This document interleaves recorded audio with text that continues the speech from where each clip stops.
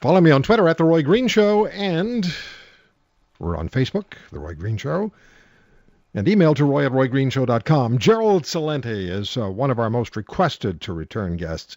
He's the publisher of the TrendsJournal, and Mr. Celente has consistently predicted social, political, and other major international events long before they take place. He also sits in for syndicated United States radio talk show hosts. It's always my pleasure to talk to him. By the way, TrendsJournal.com is where you go for the information. And TrendsJournal is now also a monthly publication, not just quarterly, but also monthly. So we get to hear Gerald's points of view and also the work that you do with your research crew. And you amaze me, and I love hearing you, love talking to you. There are times I sit there and I think, how does he get away with telling the truth so directly and so bluntly? But you've got your style, you've got your skills, and you're an honest guy. Even if people disagree with you, they know that they're getting your point of view, the honest goods from you, Gerald. So I'm going to stop praising you now. That's enough. I'll have to send you a bill if I do any more. Thank you kindly. Actually, I as I look at it, is all I am is everything that I learned from my ancestors. And, of course, among them, my dear father, may his soul rest in peace.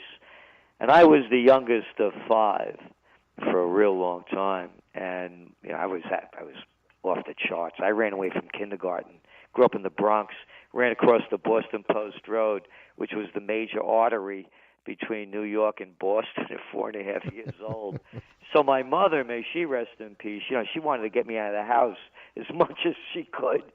So she'd put me, I go to business with my father on the weekend, Saturday.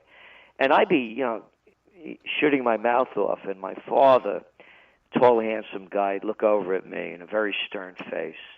And they'd say in Italian, Papagallo, which is parrot, but the dialect from where we were from, Vica Quenza, which is just north of Sorrento, was Papa Wow.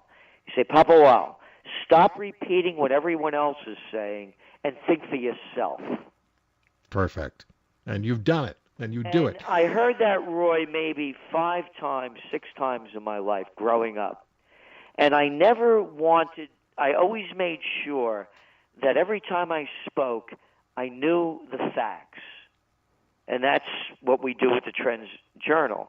And, I meditate every day. And one of the things that I've gotten into over the past 2 years is I begin with my great-grandmother, the only photo that I have on my mother's side of a great-grandparent. And I thank all of them for all that they've given me, all that they taught me, all the love, the caring, the wisdom, because as I look at it, and again, only thinking for yourself the way I see it, is all I am of pieces of their DNA. So everything that I try to do with the dignity, the respect, and the courage that they taught me. So, as I say, I just think of myself as little pieces of them. It's an excellent way to look at things, because that's what we are. We're a reflection of our families who've gone before us, and we're actually not just a reflection, we're the end result of what they are and what they accomplished and what their lives brought them for generations. You and I share similar history. I was kicked out of my first school when I was 6. Well, I got left back in the 5th grade. The headmaster called my father. And my father came to the school and he said, please take your son away from this school and do not bring him back. It took a whole year for me to be thrown out of the next school. Yeah. And it wasn't that And then I was kicked out of Cub Scouts, too, because, Gerald, I questioned everything. And my dad told me, it's okay, just stop getting thrown out of school, because it's hard for me to explain to your mother why we're changing schools all the time. Question, but do it intelligently. Exactly. And with me, it wasn't even that I was rebelling. I just didn't understand. It was they could have been speaking Esperanto to me. But I'll never forget in kindergarten when they said, time to take a nap. Not me. I was taking naps every day. I was doing something else. Time to take a nap. And really, I'm serious. No, I hear you. The second day of kindergarten, I ran away. The teacher turned around, Miss Rose. I ran across the Boston Post Road. Oh, gee. And they took me out of kindergarten. And then when we moved from the Bronx to Yonkers, they sent me to Catholic school because they figured I needed my older brother thought I'd get some discipline. And that was a horror story. A nun beat me up, perforated my middle ear, left me back. So anyway, in what I've learned in life is that I always knew I didn't know.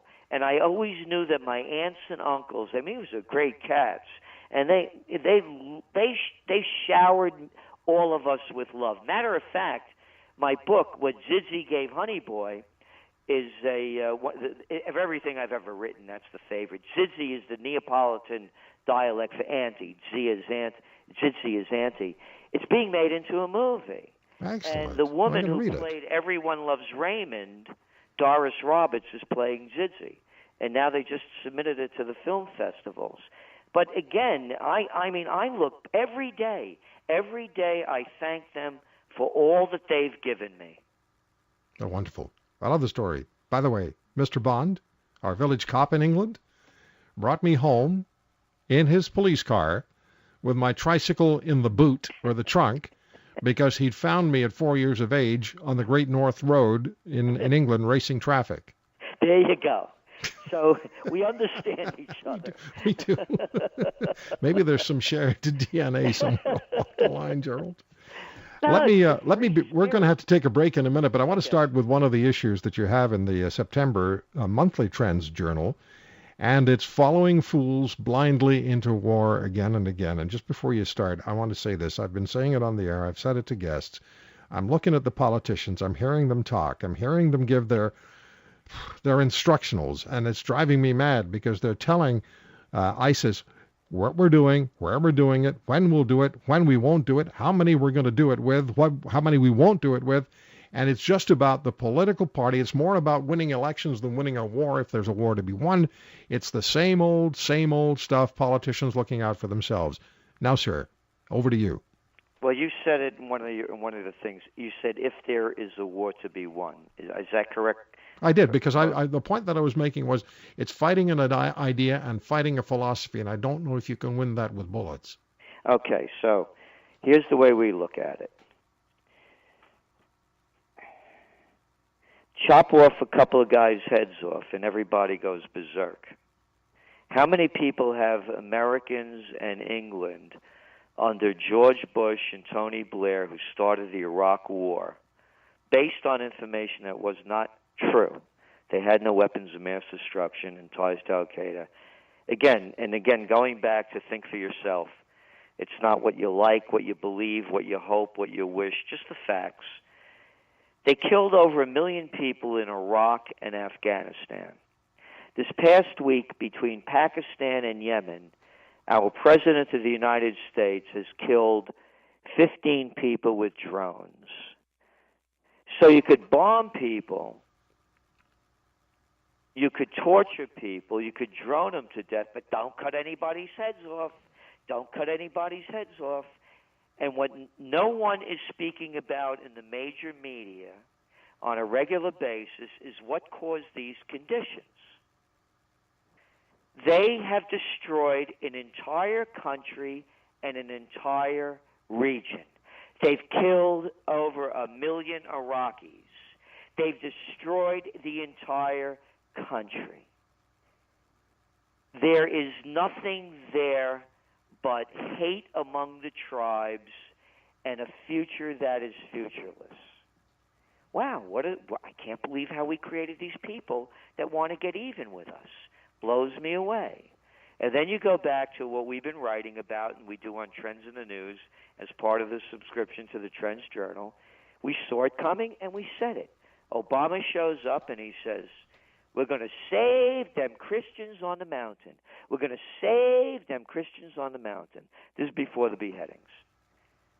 Meanwhile, they didn't say peep about all the Christians that have been slaughtered by the same group, by the way, these rebels with a cause that want to overthrow Assad, that have destroyed ancient Christian civilizations in Syria. I mean, it's Damascus. I mean, if anybody knows the word. The red line. It goes way back. So they've been slaughtering them now since 2011. So all of a sudden, we got to save the Christians. And those Yazidis, I'm sure you got some Yazidis living right around the block from you. Who knew what a Yazidi was? Who cared? But boy, did they pull it off. Look, I'm telling you, Roy, this is not a military mission.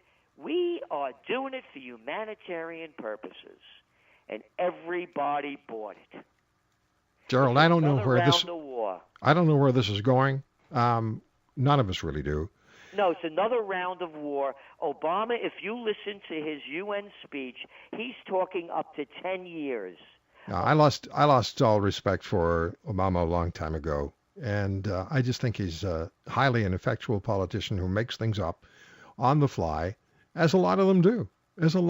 Because the political party, ultimately, for many of them, is more important than the pragmatic governing of a nation and going forward in a sensible style. I don't have any time for ISIS or ISIL, for the things that they've done. I have no time for them, but I have no time. And if it's going to be a war, you got to fight it. But what I'm seeing from the politicians is, as you said, much of the same old, with their interests in so many cases seeming to be for the political party. Hold on, Gerald. We'll come back with Gerald Celente, the publisher of the Trends Journal, TrendsJournal.com. He calls it like he sees it, and you'll always ask for him to come back. There's some other issues we'll talk to Gerald about in just a minute. Last hour, I spoke with Dr. Zuhdi Jasser, former lieutenant commander in the United States Navy, and president of the American Islamic Forum for Democracy, and past president of the Arizona Medical Association. He was on, as he said, on a ship off Mogadishu at the time of the Black Hawk Down occurrence. The film was made, as I'm sure many of you saw. And he said, you heard him say, they had no idea what the mission was.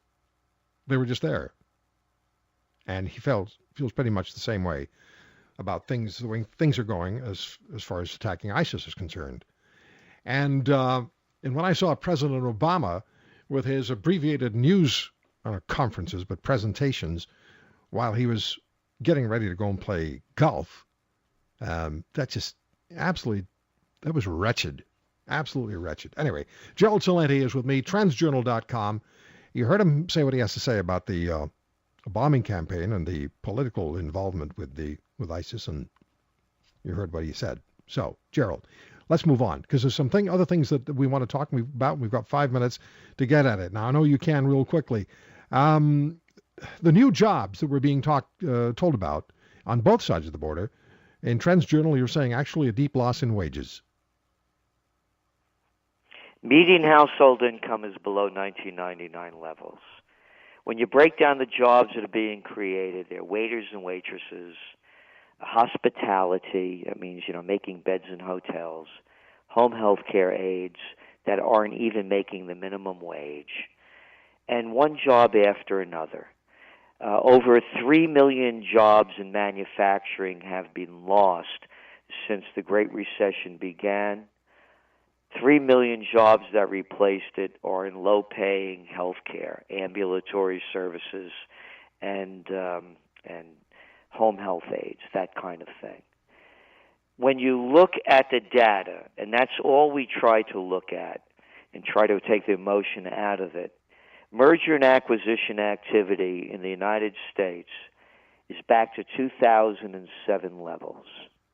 Every day, virtually, you pick up the news and you read of a new merger and acquisition for $25 billion, $18 billion, 17, whatever the number is, but it's always in the multiple billions. Mm-hmm.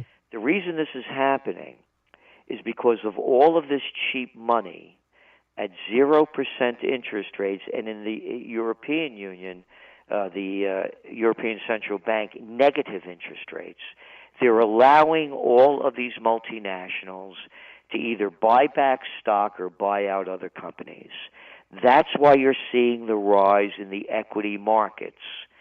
The second really, really dangerous part of that is it's hurting people's ability to save money.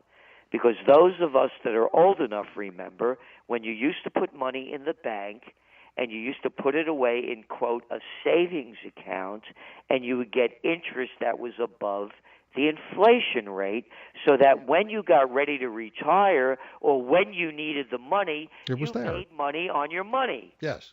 No more. Gone. Zip. No, the only money that we're going to give is to the multinationals and the big corporations so they could keep doing more deals. So when you look at the jobs created, they're entrepreneurs.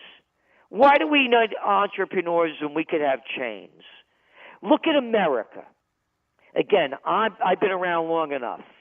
I'm going to be 68 in 2 months. We become a dollar store society. We were talking about you and I growing up as kids. I remember my mother going out with my Aunt Cookie. Actually, she wasn't my aunt, but my father's party. She was a German. Everybody was an bride. aunt or an uncle in those days. Yeah, she was a German war bride. We used to go to B. Altman's for lunch in the city. And now it's become a dollar economy, a dollar store, Walmarts. Look what the people look like. Let me underscore that. Let me underscore that for you. You go to the dollar store, and I was at a dollar store a week or two ago, and I heard somebody complaining, hey, this is $2. It's supposed to be a dollar store. Yeah. This is where it's become. So go back to your question about jobs. Right. When we were growing up, there was no such thing. They used to have something called quality. And they used to have something called entrepreneurs, dress shops, haberdashers, local grocery stores, delicatessens, one after another. Oh, you remember stationery stores before the days of Staples and Office Depot? Hey, remember when people had hardware stores rather than Lowe's and Home Depot? So when you're asking about jobs, then you have to tie it back in to the record low interest rates and what's going on to keep promoting a multinational society where we're just workers in slave landia. So where are we headed? You and I have a minute and a half in our segment here now. You had some of the other headlines that you have: Boomer Renaissance alive, trust overall is in a sharp decline. Boy, this is important. Okay. People say we need divine intervention. The way I look at it, again, only speaking for myself, the divine is within. One person can change the course of history. When enough people find the dignity, courage, respect, and integrity within themselves, we will not have the future that the ones that you were talking about, the power-hungry politicians, are leading us to. So as I see it, it's up to everyone, you, me, and the people listening.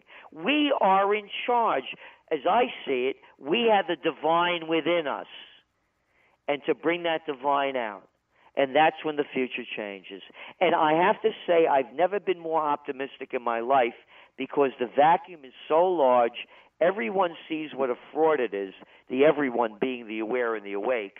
And when the vacuum is that large, you could fill it with anything. You could fill it with hate and war, or you could fill it with joy and beauty. And I'm going for joy and beauty. Good combo. Gerald, as always, thank you for the time. Hey, thank you so much. Gerald Celente, TrendsJournal.com, and it's on a monthly basis now as well. It's online. He will say things that are extremely provoking, thought-provoking, aggravating at times to people, but I know what's going to happen 3 minutes from now. When are you going to have him back? We'll come back and tell you a little bit about, well, next week. Stick around. Your best option for auctions. Thank you for being part of our weekend. Just thinking about Bill and Ron, the two men who were wrongfully convicted of murder in the years they did in prison. And unjustly. Wow. We'll have them back. Thanks for your company all weekend, everybody. Have a great week. We'll see you back here next Saturday, same place, same time.